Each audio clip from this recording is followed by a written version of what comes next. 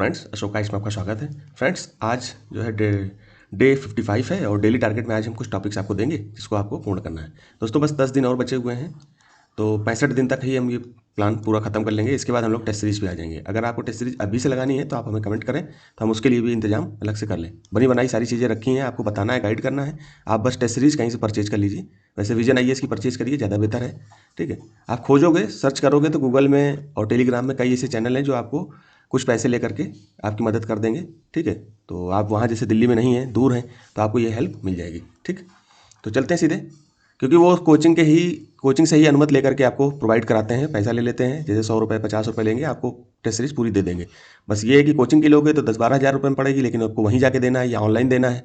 लेकिन इसमें क्या है कि आपको खुद से ही एवेल्युएशन करना होगा, क्योंकि कोचिंग में क्या होता है कि कोचिंग में आप टेस्ट सीरीज लोगे तो वो आपका सब कुछ टेस्ट भी लेंगे, उसके साथ साथ आपका एवेल्युएट करके भी देंगे, आपको कितने नंबर आए, क्या क्या सुधार करना है। बस आपको यहाँ पर क्या है कि वो आपको केवल टेस्ट सीरीज देंगे, बाकी आपको करना खुद से।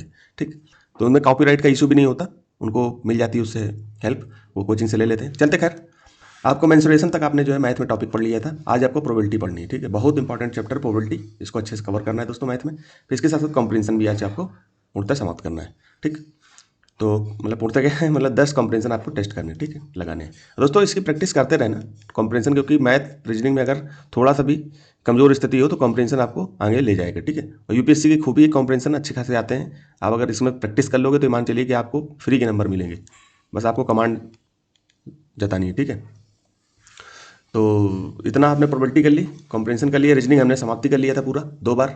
ठीक है, इसके साथ आपने इकोनॉमी के सारे चैप्टर पढ़ लिए हैं। अब अगली बार इकोनॉमी में हम 3 चैप्टर ये भी कंप्लीट कर लिए हैं। आज आपको चौथा चैप्टर पढ़ना है, सार्वजनिक वितरण प्रणाली, जिसको हम PDS बोलते हैं, पब्लिक डिस्ट्रीब्यूशन सिस्टम, और बफर स्टॉक। ये क्या है, FCI के साथ आपको पढ़ने को मिलेगा। तो ये 2 चीज़ें आप कहीं बुक से आप में हो तो वहाँ पर आप उसको सर्च करके पढ़िए। ठीक, फिर इसके साथ साथ खास सुरक्षा को भी आप इसी बार में खत्म करें, क्योंकि ये दोनों छोटे टॉपिक हैं, आराम से खत्म किए जा सकते हैं, ज़्यादा इनमें चक्कर में नहीं पड़ना है। साथ में विजन 365 जरूर पढ़ते हैं। अगर साल भर आपने करंट नहीं पढ़ा है तो विजन 365 PT की जो आती है उसको आप इकोनॉमी के स्तर पर खत्म करते रहिए, पढ़ते रहिए। इससे क्या होगी, जैसे विजन 365 पढ़ रहे हैं तो उसको साथ साथ में बेसिक को रिवाइज करते रहिए। ठीक है, इसी तरह से आप पढ़ोगे तो आराम से आपका खत्म हो जाएगा। तो आपका इकोनॉमी बचा हुआ है और मध्यकालीन भारत के कुछ पार्ट बचे हैं, वो भी आपको पढ़ना है। तो आपने यहाँ तक पढ़ लिया था, मैंने पहले ये चैप्टर पढ़ा, उत्तर भारत और दक्कन राज्यों का संघर्ष। फिर चोल साम्राज्य बहुत इंपॉर्टेंट था, इस बार और इंपॉर्टेंट है। ठीक है, फिर इसके बाद दिल्ली सल्तनत पढ़ लिए, दिल्ली सल्तनत के तीनों भाग, फर्स्ट सेकंड। ठीक है, एक 1214 ये आपका सेकंड पार्ट भी पढ़ लिया, फर्स्ट पार्ट भी पढ़ लिया। और दिल्ली सल्तनत के अधीन शासन और आर्थिक सामाजिक जीवन कैसा था वो भी आपने पढ़ लिया। अब आपको आज विजयनगर और बहमनी काल और दक्षिण भारत, ये आपको 1350 से 1365 तक का ये काल जरूर पढ़ लेना, क्योंकि विजयनगर साम्राज्य से क्वेश्चन आ जाते हैं। इसके बाद भारत में साम्राज्य के लिए संघर्ष, ये 14 से 1525। ठीक है, जब बाबर आया है इसके बाद की कहानी। तो ये आपको 2 चैप्टर ये समाप्त करने हैं आज। ठीक है, इतना करिए, फिर इसके बाद फिर और बताऊंगा, बहुत जल्दी ये समाप्त हो जाएगा, बस आपका कंप्लीट हो जाएगा। ठीक, तो चलते सीधे यहीं तक रखते हैं। धन्यवाद।